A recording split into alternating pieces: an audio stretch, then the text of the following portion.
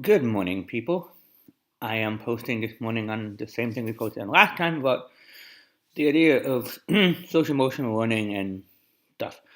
I'm sort of starting to write a book about it, and so I started to post a lot about it. One of the things I've been really looking at is in trauma and kids, and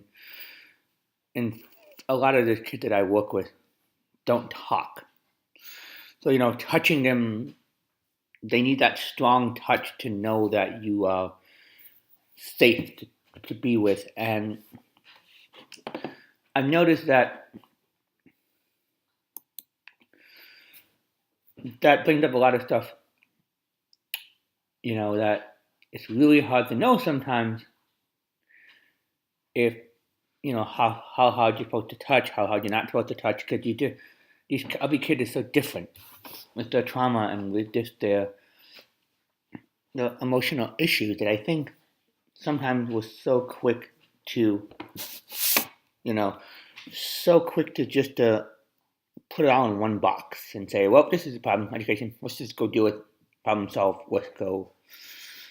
But like I said last week, when you have that problem of people who aren't ready to come to school to learn, throwing more stuff at them doesn't really solve the problem. It makes it a little bit worse sometimes. And I know it's hard for schools to, deal with those issues, but in my school, some people argue that dealing with behavior before the academics is not the way to go, but I think it works because we're trying to deal with a problem that's hard to deal with. Behavior is something that you can't just say one day, oh, kid's fine today, then tomorrow he'll be fine. No, you don't know. There's so many social and economic factors and so many things that go into that, like bullying and I work at a younger program in the afternoon, and it's already been bullying on the bus, and so bullying starts pretty early. And imagine what it is like to go home in your culture, whatever. A lot of the people I work with are Somalian and different cultures, and imagine what's going home to be like, and you're different than they are, but you can't express that different because you can't talk about it, or in the case of the EBD kids, you can't. You're just different. Your behaviors are so different than everybody else's behavior, and we live in a society where that's like considered the norm. Like if you go outside the school I work at, a lot of those behaviors don't really happen outside the community. Or if they do, they're very, very rare. So what's happening in schools that were breeding such an instant culture is that we thought to solve all of the world's problems, we're going to label somebody. And I'm not against labels, as I said before. What I'm against is using them and saying, well, that kid has that problem the rest of his life, and that's what we're going to do. He's DVD, he's that, he's this, he's this. And it's much more complicated than that. And I think that's what we need to slow down and begin to really break open the shell of who we are in human existence and start looking at the kid. I got to do that too. Look at that kid and go, okay, what's going on here right now? Take away the shell, take away the, problems in academic. A, they're scared. B, they're having a really hard time at home. Or B, school is tough for them. But we're so busy with behavior sometimes that we're not dealing with the emotions, or we're too busy with the academics that it's like, well, Johnny just doesn't want to learn. And it's like, you've already given up on that kid when you say those exact words. Like I said last week, your words really, really, really matter. What you say to those kids. Even in conversation with social worker and teachers, like, those kids will hear that sometimes. They're like, we got to be, I'm sensitive of what I say. It's like, well, that kid's this way, but that kid has a behavior problem. And it's like, those words really matter. That conversation matters.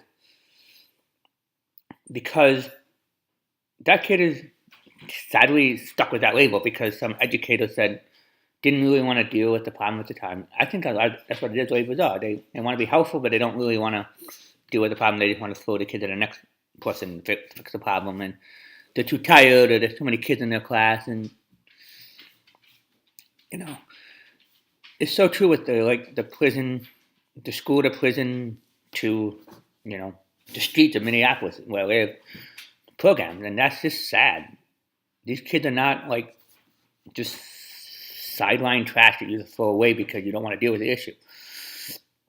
Or, budgetary concern because it costs money. Mental health costs money. Healthcare costs money. But we live in such a society sometimes where I think we want to save all the money in the world, and that way we can really educate the children and really have the stuff. And what I've noticed about that is nothing. It's not solving anybody's problems. It's making it worse because then you negotiate with teachers and doctors and all those people want contracts and they're like, we need this. And the unions are like, people who read all these questions like, nope, you can't have that. Sorry, we're losing money. We're losing money fast. And, well, don't blame those people. Don't stop this intense blame game where it's like, well, this is that person's fault, or that person's fault, or that person's fault, or it's administration, the higher upper's fault. It's nobody's fault. It's just that we don't know better. We've been so used to being taught a certain way of education is, we prove to the legislators that we're making more money, and we prove to the this and this and this. And if you go down to the bare necessities, and I think about this all the time, is when education first started, it was just a one woman or man in a schoolhouse teaching kids. They had no degree, and when we start putting degrees on things, we have to know these things, we have to be these things, we have to, have to follow these standards, which is great, but sometimes they're so warped that it's, I know great people could be great teachers, but they can't be because systems don't let them. There's rules, and I have a great teacher this year who's willing to teach and learn and tell his colleagues how to do the job. And some teachers just want to teach and they want to they have their ways and have their standards. And I think my idea to teachers, be open to new ideas and new thoughts and new ways. Yeah, you have your ways of your classroom, but sometimes the ways of your classroom are choking the kids that you want to help because you're so set that that's the way it's going to go. This is the way it's going to go. And, even SEAs, this is the way it's going to go. We have this rule, we have this standard. And sometimes you have to break free of that mold of that standard. And you have to break free of changing who we are. And that's tough. I know it's tough. I'm seeing, an education system that is so resistant to sometimes, changing. I'm not going to get into charter schools and that crap, but just that change of well, we know better than you, or you know better than us, and it's just the constant fight about I'm a parent, I know that, and it's just those are so old arguments. The goal should always be to put that kid first, and the petty argument and the petty discussion of how it's done, whatever, need to be second nature. And we really need to, sit down and have a dialogue about emotionals and, these kids, and because we're just traumatizing them again and again and again and again. Kids watch TV, They see the school board meeting, they see the kids fighting, they don't talk about it, but they know what's going on. Negotiations, whatever. It should be about the kids, and it's just all it should be about. It's not, the greatest contract in the world. Educators don't get paid a lot, but we love what we do every day. I work in a school where people love what we do. We come to work every day ready to work. Sometimes it's really stressful because we don't have the tools necessary to create what we want to create. I think that's the key to end this video, is that you need to give educators the tools, not just, this is academics, this is what you do, the tools to help these kids.